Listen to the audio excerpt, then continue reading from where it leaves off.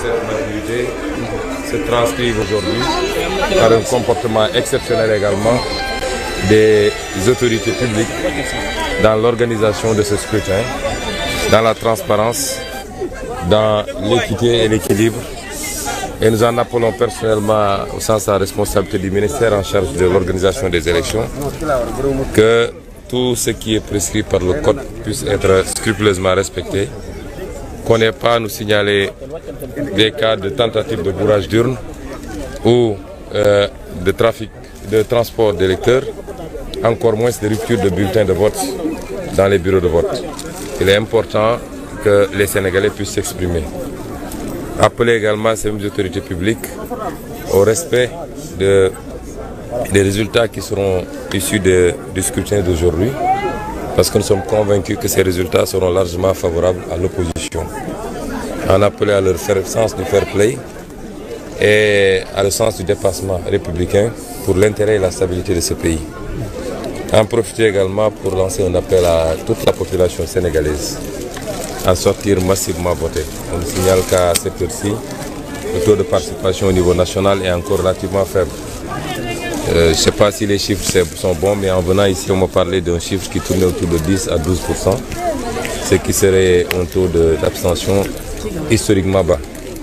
Ce qui n'est pas bon pour la démocratie, mais ce qui n'est pas bon également pour tous ces Sénégalais et ces Sénégalaises qui croient à notre projet, qui ont couru derrière nos caravanes sur des kilomètres pendant la campagne. S'ils ne sortent pas voter, tout cela n'aura servi à absolument rien, parce que habituellement, l'électorat du pouvoir, ceux qui bougent parce qu'on a donné de l'argent, qui sortent voter, c'est les électeurs conscients et consciencieux des enjeux qui ont tendance à s'abstenir, particulièrement la jeunesse. Et nous croyons que c'est la jeunesse qui porte notre combat. Nous en profitons pour réitérer cet appel. Moi-même, je suis sorti sous la pluie pour venir voter.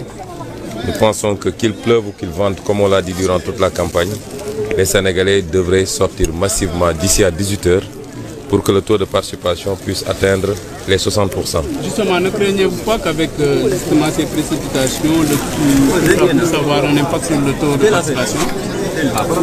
Théoriquement, on ne devrait pas le craindre. Parce que tout dépend de l'importance que chaque Sénégalais et chaque Sénégalaise accorde à ce scrutin. Je crois que chacun d'entre nous va à ses occupations malgré la pluie, selon l'importance qu'il accorde aux préoccupations du moment. Il s'agit d'une responsabilité individuelle d'abord.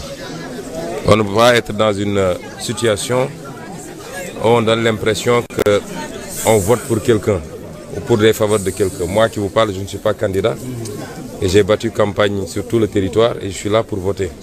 On ne vote pas pour un candidat, on ne vote pas pour une liste, on vote pour soi-même et par rapport à ses convictions. Et c'est pourquoi je dis que théoriquement, il ne devrait pas avoir à craindre que la pluie, encore qu'il ne pleuve même pas, ça c'est pas des précipitations, que cela puisse occasionner un fort taux d'abstention. Comme je l'ai dit durant toute la campagne, habituellement les Sénégalais ne votent pas beaucoup aux élections locales, aux élections législatives. Ils ont tendance à penser que tout se joue à la présidentielle. Or, l'institution la plus importante, celle qui peut justement réguler la vie démocratique, mais qui peut réguler la gouvernance publique pour éviter toutes les dérives qu'on a connues, c'est l'institution parlementaire. Si elle est mise entre de bonnes mains, elle permet quand même d'équilibrer le pouvoir comme nous l'ont appris les constitutionnalistes. Seul le pouvoir peut freiner le pouvoir, seul le pouvoir peut équilibrer le pouvoir. Et c'est pourquoi nous considérons que c'est la plus importante élection qui nous permettrait premièrement de pouvoir aller vers une gouvernance concertée. Le pays ne sera absolument pas bloqué, mais le président de la République sera obligé d'être beaucoup plus à l'écoute d'autres composantes, de consulter, puisque c'est ces composantes qui vont voter le budget, pour s'accorder sur les priorités des Sénégalais. Est-ce que les priorités des Sénégalais, c'est de baisser le coût de la vie?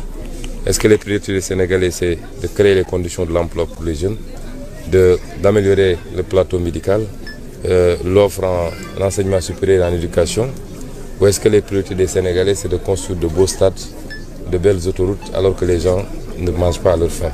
Tout cela sera débattu quand l'Assemblée nationale sera entre les mains d'une opposition compétente d'abord et responsable. Je crois que nous avons suffisamment démontré